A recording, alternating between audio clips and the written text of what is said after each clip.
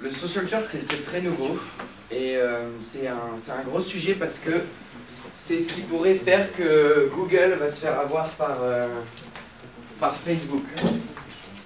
Donc le social search, c'est quand je vais venir taper restaurant Lille et qui va me sortir les résultats qui ont été partagés sur Facebook par mes amis dans le passé ou partagés sur Twitter.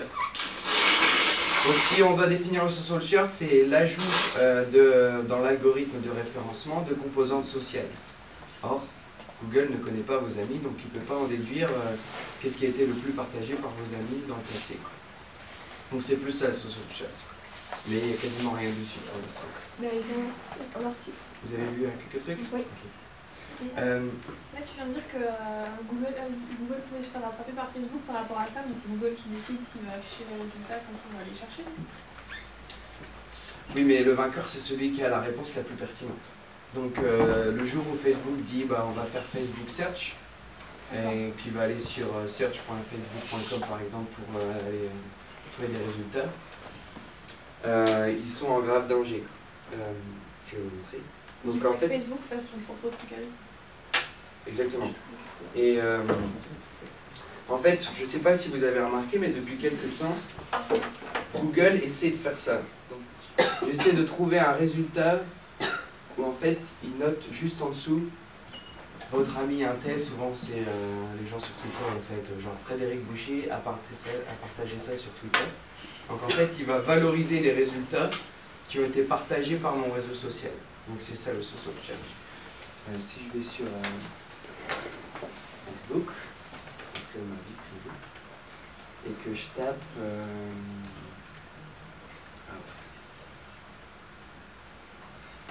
donc là c'est un bon exemple.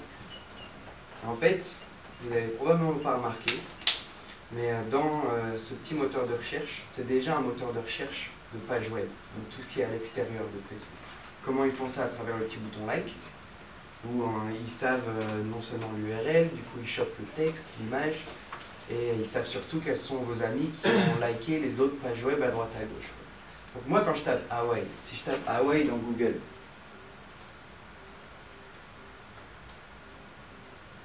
j'ai juste la définition d'Hawaï, etc. Rien de très spécial. Tandis que là je vais taper Hawaï, et il me sort quoi? Je clique. Notre article de blog sur notre site. Or, il n'a aucune idée que je travaille pour ce site, etc. Je ne sais pas s'il y en a qui m'ont un avis, peut-être qu'ils peuvent taper Hawaii pour voir s'ils vont le trouver. En 5e En position. 5e position?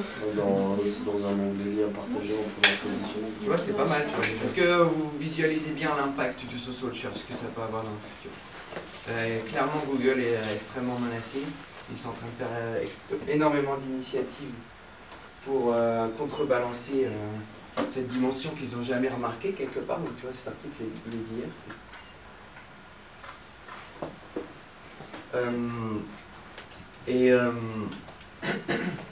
Ça va clairement changer le monde parce que si quand vous allez taper restaurant Lille, il va vous montrer directement les résultats où vos amis ont été faire un checking sur Facebook Place, ou alors ils ont laissé un commentaire sur, je sais pas, il n'y a pas Yelp ici, sur Google Place en fait, on peut laisser des petites reviews. Donc imaginons je laisse un commentaire sur un restaurant à Lille sur Google Place, vous allez le voir en premier parce que je suis votre ami, tout ce que vous voulez. Donc la mission numéro 1 pour Google aujourd'hui, c'est d'avoir la liste de vos amis. Or, Facebook ne leur autorisera jamais d'avoir cette liste. Et la mission secrète de Facebook, c'est de en fait, attaquer sous la dimension sociale le moteur de recherche Google de manière à avoir des résultats plus pertinents, mais sans faire tout le travail que Google a fait avec tous les liens, notoriété, densité de mots-clés, etc. Là, ils arrivent avec la composition, l'algorithme social, et il est limite plus puissant parce qu'on s'intéresse qu'aux résultats de nos amis.